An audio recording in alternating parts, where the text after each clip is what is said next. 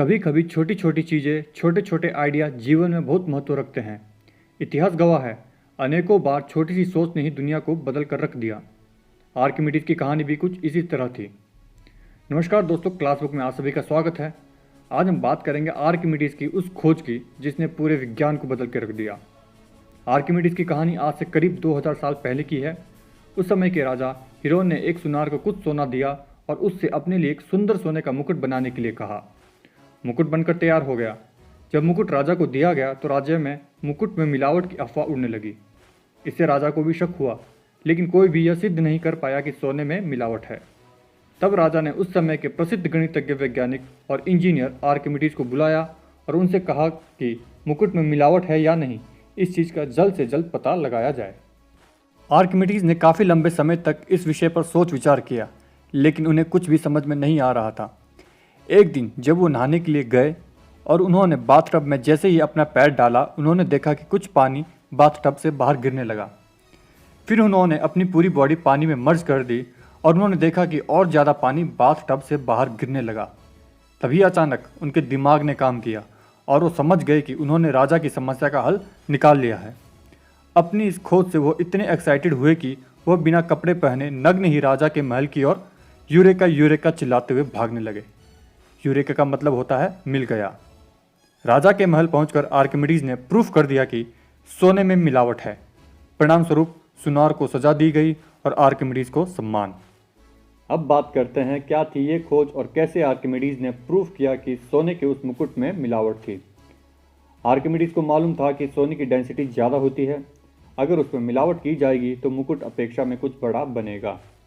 अब पता करने का बस एक ही तरीका था, मुकुट की डेंसिटी को असली सोने की डेंसिटी से कंपेयर करना। यदि दोनों की डेंसिटी में कुछ फर्क आता है तो मतलब सोने के उस मुकुट में मिलावट की गई थी, और यदि दोनों की डेंसिटी बराबर आती है तो मुकुट शुद्ध सोने का बना हुआ था। बात करते हैं डेंसिटी की। डेंसिटी होता है मास पर यूनिट वॉल्यूम।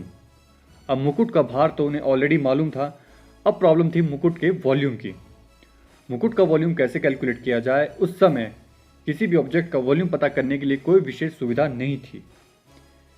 यहाँ पर बाथटब वाले एक्सपीरियंस से आर्किमिडीज ने एक लॉ दिया जो कि इस प्रकार से है, volume of displace water is equal to volume of body emerge.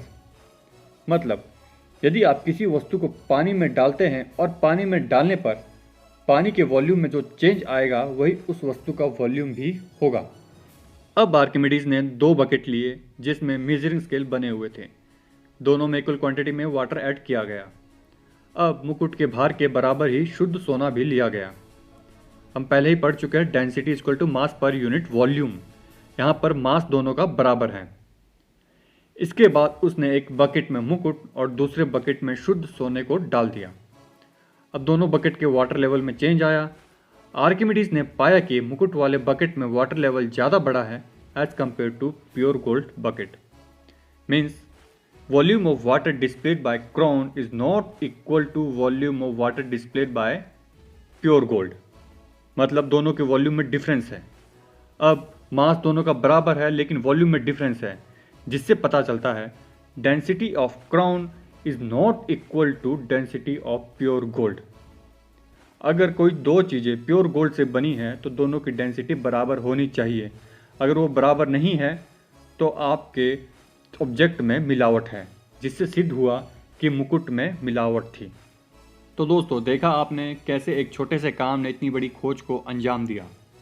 इसके बाद भी आर्किमिडीज इस अपनी रिसर्च पर लगे रहे और उन्होंने बाद में एक सिद्धांत दिया जिसे कहा गया आर्किमिडीज प्रिंसिपल। किसी सिक्के को पानी में डालो तो डूब जाता है, लेकिन वहीं 1000 टन की शिप्स पानी पर तैरने लगती है और दोनों ही स्टेनलेस स्टील के बने होते हैं। ऐसा होता है आर्किमिडीज प्रिंसिपल के कारण। यदि आप आर्किमिडीज प्रिंसिपल के बारे में और जानना चाहते हैं तो प्लीज़ हमें कमेंट सेक्शन में बताएं, हम इस पर वीडियो ज़रूर बनाएंगे। तब तक के लिए इस वीडियो में इतना ही। अगर आपको वीडियो पसंद आया प्लीज़ वीडियो को लाइक करें, ज़्यादा से ज़्यादा शेयर करें और चैनल को सब्सक्राइब करना ना भूलें। मिलते हैं आपसे अपनी अगली वीडियो में, तब तक के लिए अपना ध्यान रखें, सुरक्षित रहें।